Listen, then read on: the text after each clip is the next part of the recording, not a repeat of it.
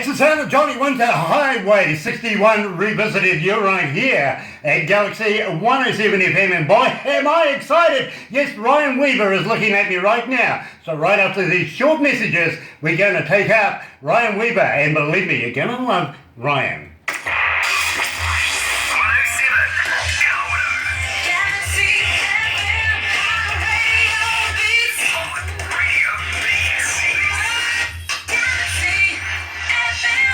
This is Ben Click coming to you from West Kelowna, British Columbia, Canada, and you're listening to Galaxy 107 FM. Yeah, mate. That's a good idea. Yeah, mate. World-renowned multi-platinum American rockers Everclear are excited to announce their New Zealand tour this October. Everclear will be touring New Zealand, celebrating the 20th anniversary of their album, So Much for the Afterglow. Thomas Everclear live at the Power Station, playing all their hits on October 1st. Tickets available from powerstation.net.nz.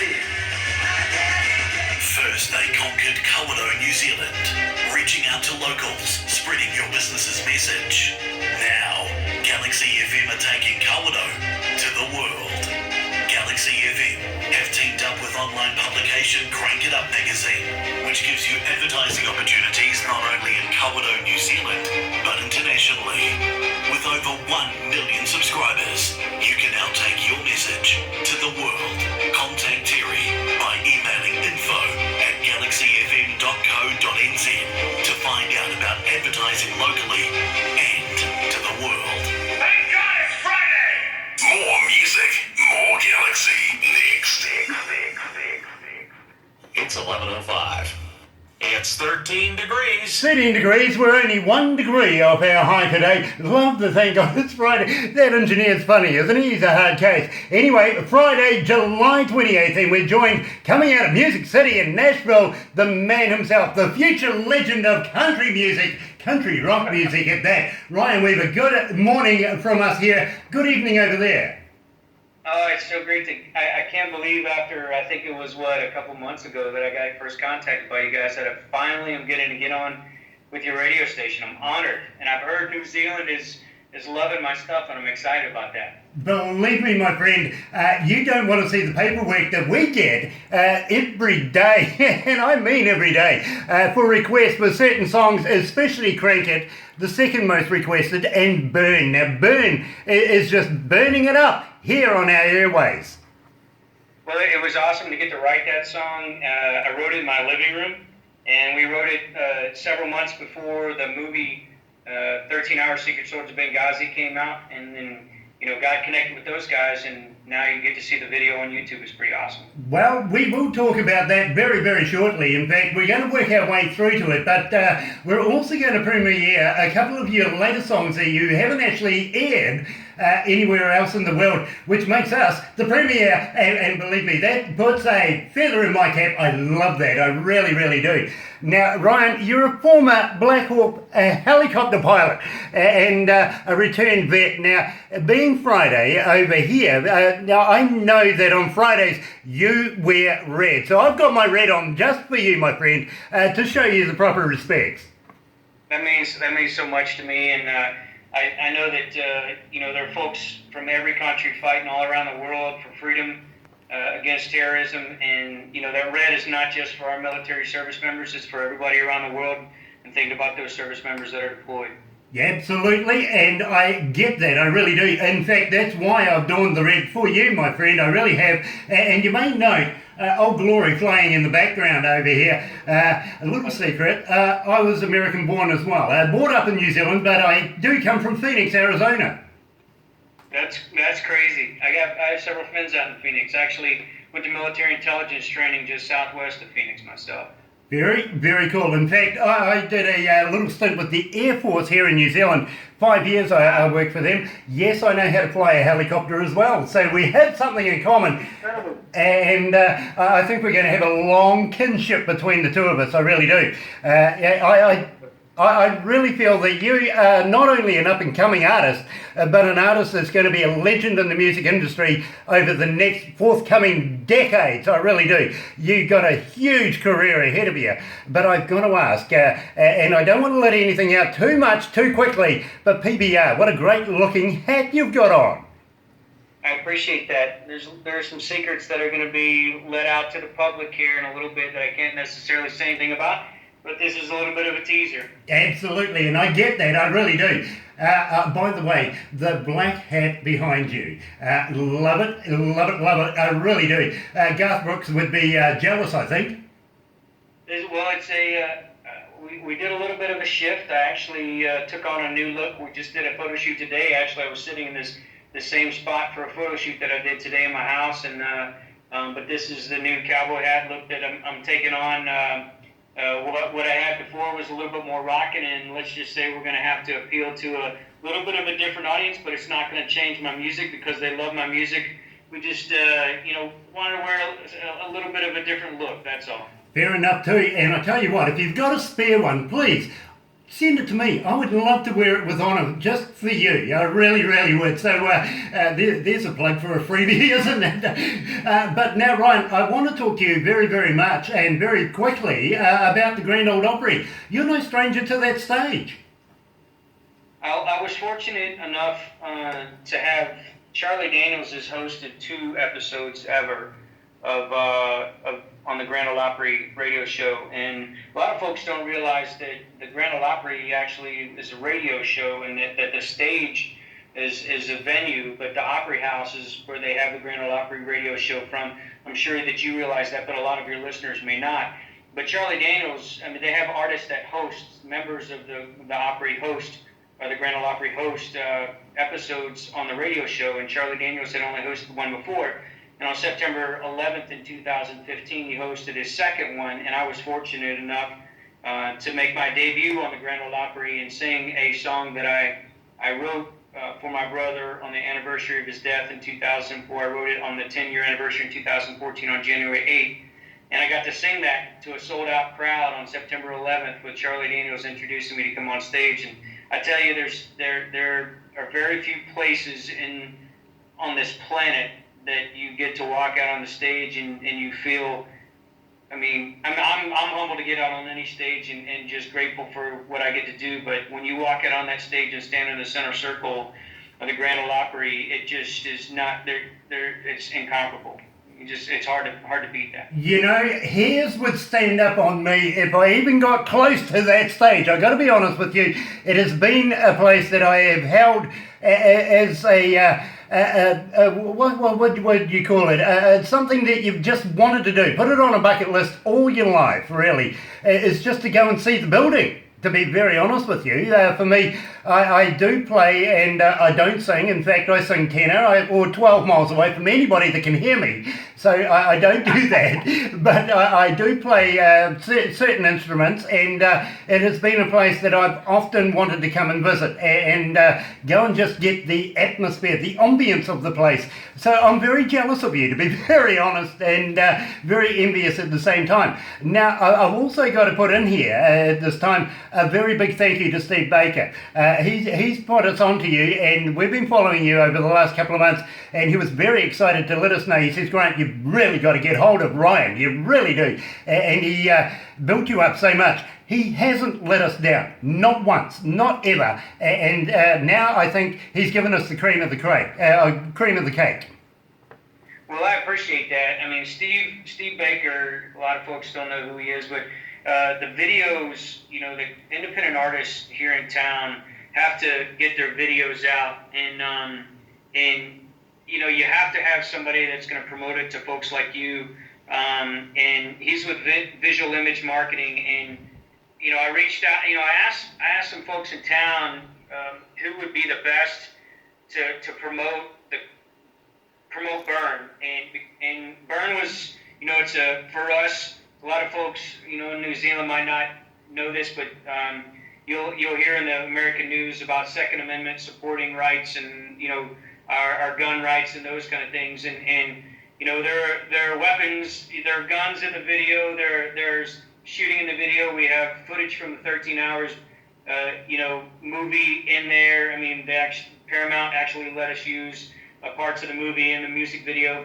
and I had to find a special promoter that would believe in the message that I was sending, because as a military service member and a combat veteran and a huge first responder, as in EMT police officer supporting artist, and a Second Amendment supporting artist, I had to find somebody that believed in my message. And the Burn music video was a message about that. It was an all military first responder law enforcement cast, or family member of law enforcement, military cast. And and Steve Baker was that guy, and he got behind my music video, and it was extremely successful for an independent artist, not on a record label, to have a promoter get behind me and push it worldwide. I mean, he talked to you guys, and that's the reason why I'm on your radio station right now. You know, Steve has actually worked very, very tirelessly to get you to us. But I note one thing. In the Air Force, you were a warrant officer, absolutely the same rank as I was. So, well done, my bro. It was actually Army, but I mean, either way, we all bleed the same blood in combat. But yeah, I know that your Air Force has a little bit of a different role than our Army, our air services or our air units in the Army. But yes, I mean, we retired. So I'm guessing you retired as a warrant officer, and or you got out as a warrant officer or retired? I don't know. No, I actually was kicked out, to be honest. The Air Force, I was a bad boy at one stage there, and they just asked me to leave very quickly. Well, I mean, for me, I was an enlisted guy first. I was military intelligence first, and then we can go to flight school from being an enlisted guy. And I went to flight school and followed in my brother's footsteps. And we were the first three brothers actually to fly in the United States Army as warrant officers at the same time, which was pretty cool to make Army history doing that. But it's awesome to be able to say that I got to do that. Well, to be very honest, let me just sum myself up by saying alcohol was involved and we won't talk about it anymore. But now, you've been in the country, you started in 2005. That's not a lot of time. And believe me, you sound like you've been in the music industry since you were a child, to be very honest. You sound like you're so comfortable with your music. Now, you come from a family of 11. Wow, that's a big family, my bro. We had our own American football team. If we needed to play softball or baseball against each other, we could field two teams on the field at the same time. So it gave us a lot of entertainment. It gave us a lot of, we weren't ever short of things to do when we were growing up, and playing outside and all that. It was great. Where I grew up in West Central Florida was a small town, a beautiful town, and it's my family's.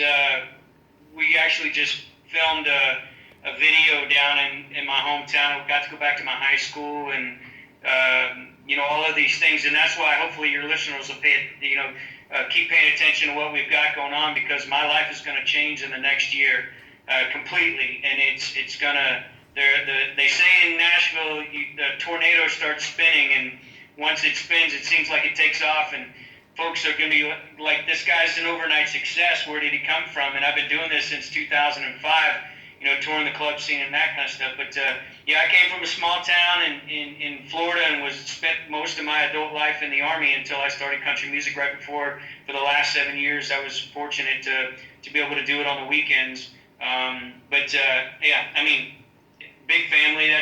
That's a lot of the stuff that I talk about. Small town USA, America, or small town anywhere. I mean, New Zealand's got towns and cities just like we do, where everybody are proud of where they came from, and that's what it's no different than me. Now, I don't know whether I should let this out of the bag or not just yet, but you have motorsports interest as well.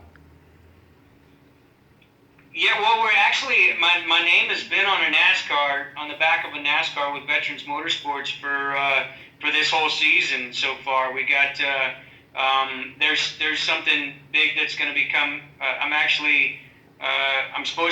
name is going to be on the hood of a NASCAR here in a race coming up, which we haven't announced yet, but I can't say the date of the race yet, but I can say that they're going to have my naming website on the top of the the hood of the NASCAR, and to be able to come from small town Inverness, Florida, in the middle of just tiny small town USA, whatever, and having my name on a NASCAR, and then all the other things that we're going to be that we got coming up. Those it's just exciting to know what I've been through, where I've gone. Had my boots in the sand in Iraq in 2003, and left in 2004, and had my boots on the center circle of the Grand Ole Opry in 2015. And my boots are going to be in some great places, and hopefully in New Zealand as well. In the coming year, so it's going to be incredible. Well, we will talk about that very, very shortly, but at the same time, I'm going to get the famous Barbara, my very, very close friend and PA, to send you some information about a guy that we know. He's residing in Puerto Rico right now, just came out of Florida. He races and promotes race cars there, but they are rails. These are the quarter-milers things that are just ridiculously fast. And maybe, you never know, you might get a seat one day. He might actually take you for a ride, or get even Boris to give you a ride in one of these things, because they are just high-fueled, high energy, and a lot of fun. And I think they would relate to exactly the guy that you are right now. Oh, man. That would be great. That would be great. And believe me, keep an eye out for Delirium Motorsports. They are huge. They are huge throughout the United States. And yes, he's making a summer home right now in Puerto Rico. I'm not going to go down the family line, but there was a reason for it anyway. But his name's Scott Bailing, and a very, very gentlemanly guy. He really, really is. And I'm sure you would find an interest with that man, because believe me, he's got his fingers right there. And it's really, really hot stuff. It really is. Now, cool. I want to talk to you Like a Love Song, about Like a Love Song. Now, how did you come to the lyrics of this? And I know we're premiering it to the world today. Well, Like a Love Song is, I actually wrote Like a Love Song with the same guy that I wrote Burn with. And we wrote that in my living room as well. It was, Like a Love Song was the very first song that I wrote with that guy, actually. His name is Craig Wilson. He's a good friend of mine. He's actually he plays acoustic and electric guitar in my band. So if we come over to New Zealand, everybody will get to meet Craig Wilson, the guy that wrote the song. We wrote both Burn and Like a Love Song, and Wheels Like Wings. When you play that later on, he and I wrote all of those together, so it's kind of cool. But I like a good girl, bad girl kind of thing, and I love fast cars and classic cars, and my wife she's a strong woman, and absolutely, that's something that's attractive to me. Obviously, as I'm married her, and I mean, she's taller than me. She's 5'11", and I'm not. But she's a strong woman. She's an independent woman, and there's nothing wrong with that in any stretch of the imagination. And that's really what Like a Love Song is about. And it's kind of, I wrote the second verse. I believe, yes, the second verse, thinking about her, and I wrote the first verse, or Craig and I wrote the first verse thinking about, I love 69 Camaro, Chevy, Camaros, and that's my favorite car, and that's really what we put in the song. We do have something in common. I'm a Camaro kind of guy as well. Even to be quite honest with you, I like the stripes as well. Just to make it go faster, I got to be honest with you. But I am so pleased you mentioned your wife. Now, the reason why I say this is every interview we ever get, we get a lady coming out of Cairns. She was formerly from Brisbane. Her one consistent question is, tell me about the marital status. Now, quietly, I think she's looking for a husband, to be very honest with you. Well,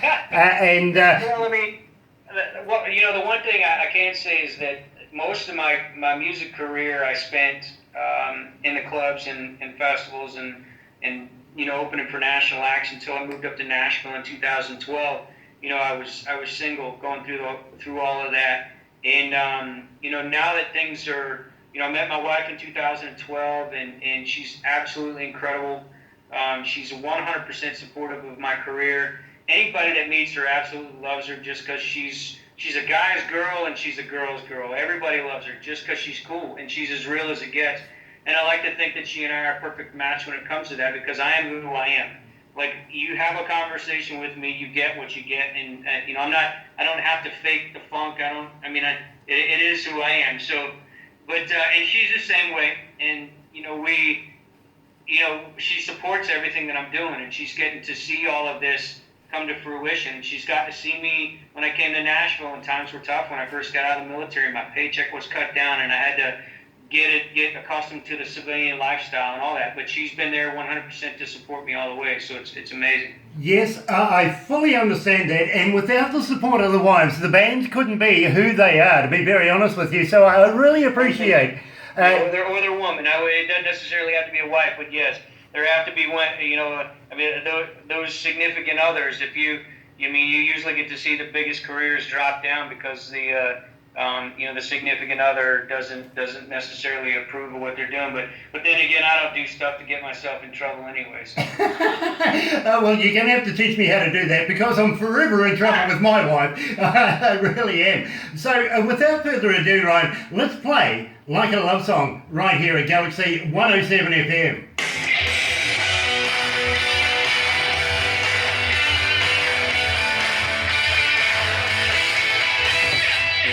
I love this. This is one of my favorite songs. Yeah, believe me, bro. To be quite honest with you, I only ever heard it this morning. My engineer, because he beats me into work, and I get here about 3:30, 4 o'clock in the morning, and he's in the studio. We can't get him out of there. I'm sure he lives here at night, but we can't quite figure that one out. But as soon as I come through the door this morning, he says, "Grant, you've got to hear this. We've only received it this morning. This is Ryan," because we were rather a little worried with only just 2 songs that we had of yours, that we really wanted a little more to make it a substantial interview, you know what I mean? And he says, "Grant, you've got to listen to these 2 tracks. This guy's bloody amazing." And I went, "Awesome." So we played it. Now, the other thing too is when we received Crank It Up or Crank It and Burn, the engineer again was very, very excited, but he came out to grab me. We played it and it stopped our office. Literally, the staff here came into the production room just to hear it, and that doesn't happen often. It really doesn't. They're so used to music here, it's not funny. At the same time, we get about 40-50 bands a day that apply to be able to go for airtime and interviews and stuff like that. We only choose the best. Let's put that right away. So it's a privilege for us to be able to talk because we do only choose the best. But to have it stop our office, that is a record. Oh, I appreciate that. Thank you so much. I really do appreciate that. I'm hoping, keeping my fingers crossed that I can get out there and play for you guys. Because if you like it on the radio, wait till you see it live. Believe me, I'm keeping my fingers crossed as well. And we will talk about that very, very shortly. But I think the next thing we need to talk about, to be very honest, is how do the fans get hold of you? Are you on Facebook? Are you on Twitter? All of those medias. Your website, so that they can buy your music and your merchandise if you've got a merchandise store. So if we go down that road next and then move into Wheels Like Wings, it gives us a good foundation. Great.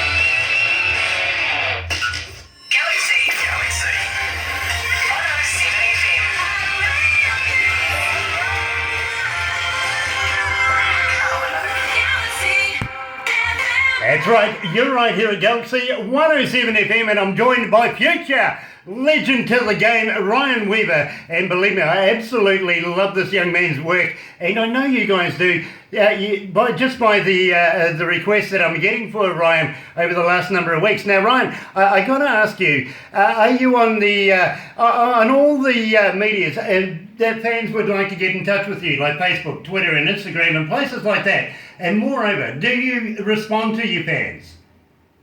Absolutely. My website is weavercountry.com, and a lot of folks are like Ryan Weaver Country, whatever it is. But if you Google Ryan Weaver and Country, I'm going to come up. But I think my website comes up at the top of all the search engines out there. But weavercountry.com has all of my social media links on it. So that's the best way to get onto all of my social media links, because I could give you my Facebook page and all that kind of stuff, and my YouTube link is on there. But my Weaver Country is my YouTube channel. So if you want to check out, Crank It and Burn, which you're playing on your radio station, if they haven't seen those videos yet, once we get to Crank It, I gotta remind me to tell you some a little behind the scenes stuff about the Crank It music video. You're gonna love it. But yeah, weavercountry.com's got some merchandise on there.